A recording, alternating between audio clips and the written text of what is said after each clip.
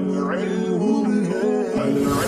القرآن يوحدنا لطريق الخير يوجهنا الله تعالى أنزله ورسول الله بسم اللہ الرحمن الرحیم۔ قاعدہ: حمزہ متحرکہ کہ اگر بعد متحرک باشد درا بین بین قریب و بین بین بعید ہر دو جائز است۔ حمزہ متحرکہ اگر کسی حرف متحرک کے بعد واقع ہو تو اس میں بین بین قریب اور بین بین بعید دونوں پڑھنا جائز ہے۔ اب بین بین قریب کسے کہتے ہیں اور بین بین بعید کسے کہتے ہیں اس کو سمجھا رہے ہیں۔ یعنی خواندن حمزہ میان مخرج خود و مخرج حرف علتے کے وفق حرکتش باشد بین بین قریب است۔ حمزہ کو اس کے اپنے مخرج اور اس حرف علت کے مخرج جو اس کی حرکت کے موافق ہے پڑھنا یہ بین بین قریب ہے۔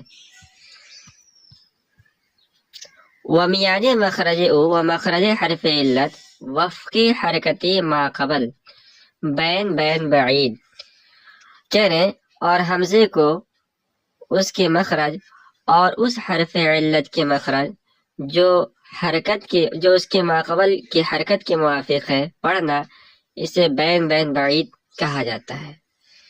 کہتے کہ بین بین قریب اور بین بین بعید دونوں کا ایک مشترکہ نام بھی ہے۔ وہ بین بین را تسہیل ہم گوین اور بین بین کو تسہیل بھی کہتے ہیں۔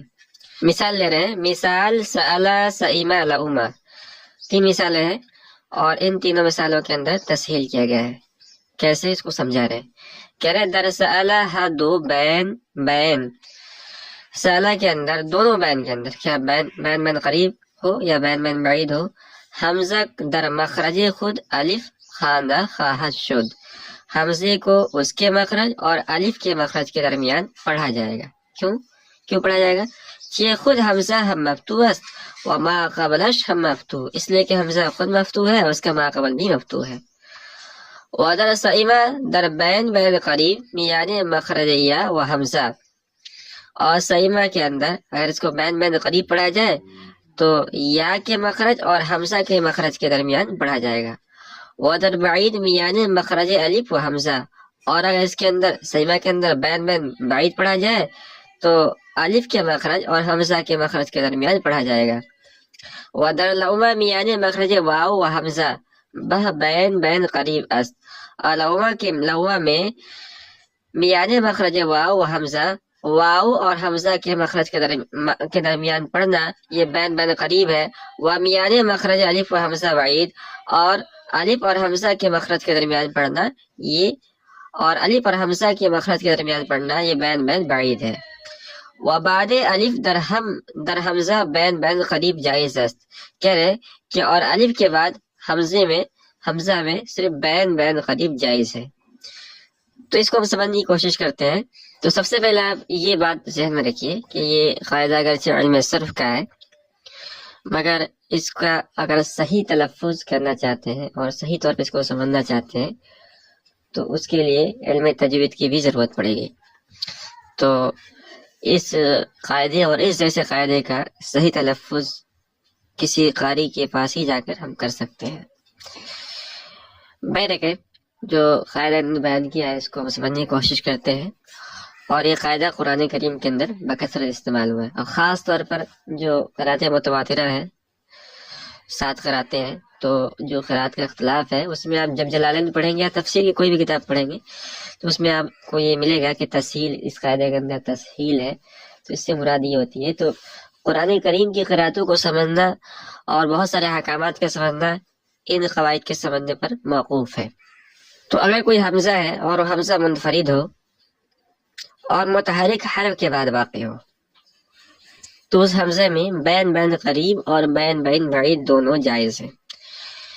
بین بین قریب اور بین بین بعید کا ایک مشترکہ نام ہے اور وہ ہے تسہیل۔ اچھا، بین بین کا طریقہ کیا ہوتا ہے؟ تو بین بین کا طریقہ یہ ہے کہ حمزے کو یعنی جھٹکا سے نہ پڑھا جائے گا.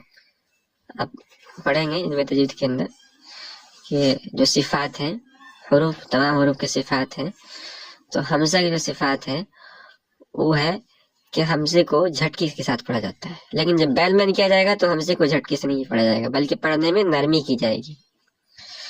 لہذا حمزے کو اس طرح پڑھنا کہ نہ بالکل سخت ہو نہ بالکل نرم ہو، یہ بین بین کہلائے گا. اور یہ جب ہوگا کہ حمزہ نہ تو اپنے مخرج سے ادا کیا جائے اور نہ کسی دوسرے مخرج سے ادا کیا جائے، بلکہ یعنی دو جو حرف ہیں ان دونوں کے درمیانی مخرج سے ادا کیا جائے تو اس میں نرمی آئے گی اور اسی کو بین بین کہا جاتا ہے. اب اگر حمزہ کو اپنے مخرج اور اس حرف علت کے درمیان ادا کیا جائے جو حمزہ کی حرکت سے نکلتا ہے تو اس کو بین بین قریب کہتے ہیں. اور اگر حمزے کو حمزے کے مخرج کے درمیان اور اس حرف علت کے درمیان پڑھا جائے جو حمزے کے ماقبل کی حرکت سے پیدا ہو تو اسے بین بین بعید کہتے ہیں. 3 مثال لے مصنف نے. پہلی مثال ہے سألہ. تو سألہ میں حمزہ یہ حرف متحرک یعنی سین کے بعد واقع ہے. آپ غور کیجئے، دیکھیے سین ہے، سین متحرک ہے، اس کے بعد حمزہ ہے. تو اس حمزے کے اندر ہم تسہیل کریں گے اور چونکہ حمزے پر فتح ہے اور سین پر بھی فتح ہے لہذا اس میں بین بین قریب اور بین بین بعید دونوں جائز ہے. دوسری مثال ہے سئیمہ. اس میں حمزے پر کسرہ ہے. اگر بین بین قریب پڑھیں گے تو حمزہ یا اور اپنے مخرج کے درمیان پڑھی جائے گی، اور اگر حمزے کو اپنے مخرج اور الف کے مخرج کے درمیان پڑھیں گے تو بین بین بعید ہوگا. تیسری مثال ہے لعومہ. اس میں بین بین قریب اس طرح ہوگا کہ حمزہ اپنے مخرج اور واو کے مخرج کے درمیان پڑھی جائے، اور اگر حمزہ اپنے مخرج اور الف کے مخرج کے درمیان پڑھی جائے تو اسے بین بین بعید یعنی بین بین بعید اس طرح ادا ہوگا. وبعد الف در حمزہ بین بین قریب جائز است، اور الف کے بعد حمزہ میں صرف بین بین قریب جائز ہے. اس کی مثال مصنف رحمۃ اللہ علیہ نے نہیں دی ہے، لیکن اس کی مثال بنے گی سائلون. اچھا، اس میں صرف بین بین قریب کیوں جائز ہے؟ اس میں بین بین بعید کیوں نہیں کر سکتے ہیں؟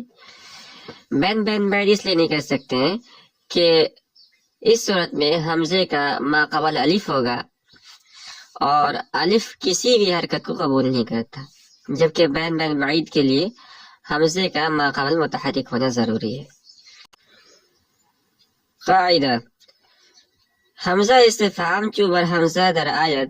کہہ رہے کہ حمزہ استفہام جب حمزہ پر داخل ہو چوں انتم، جیسے کہ انتم کے اندر حمزہ استفہام حمزہ پر داخل ہے، درا جائز اس کے ثانیہ را بحرفے کے قاعدہ تخفیف مقتضی باشد بدل کنن. تو اس میں جائز ہے کہ حمزہ ثانیہ کو اس حرف سے جس کا تخفیف کا قاعدہ مقتضی ہے بدل لیں.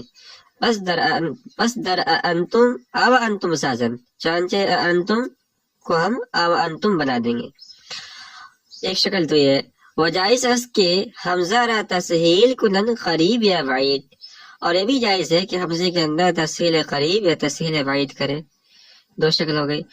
تیسری شکل وجائز اس کے میان حمزتین الف متوسط بیارن، اور یہ بھی جائز ہے کہ دونوں حمزے کے درمیان الف متوسط لے آئے، آ انتم گوین اور آ انتم پڑھے.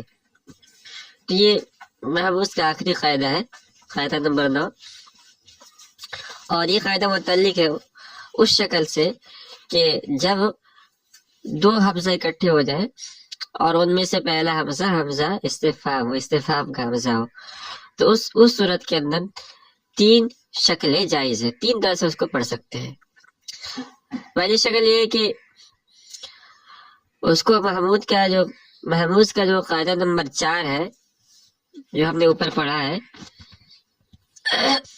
کہ اگر 2 حمزہ متحرکہ اکٹھے ہو جائیں اور ان میں سے ایک مکسور ہو تو دوسرے حمزے کو یا سے بدلنا واجب ہے، جیسے جائے. اور اگر دونوں میں سے کوئی حمزہ مکسور نہ ہو تو دوسرے حمزے کو واو سے بدلنا واجب ہے، جیسے آیادمو سے اوادمو. تو تو اسی قاعدے کے پیش نظر یہاں مثال کے طور پر انتم کے اندر حمزہ ثانیہ کو ہم واو سے بدل دیں گے، یا تخفیف کا قاعدہ جیسا مقتضی ہو اس طرف سے بدل لیا جائے گا۔ اور یہ بھی جائز ہے کہ اس حمزے کے اندر بین بین قریب یا بین بین بعید کرے، یہ بھی جائز ہے۔ اور تیسری شکل یہ ہے کہ دونوں حمزہ کے درمیان ایک الف متوسط لے آئے، چنانچہ انتم ہو جائے گا آ انتم،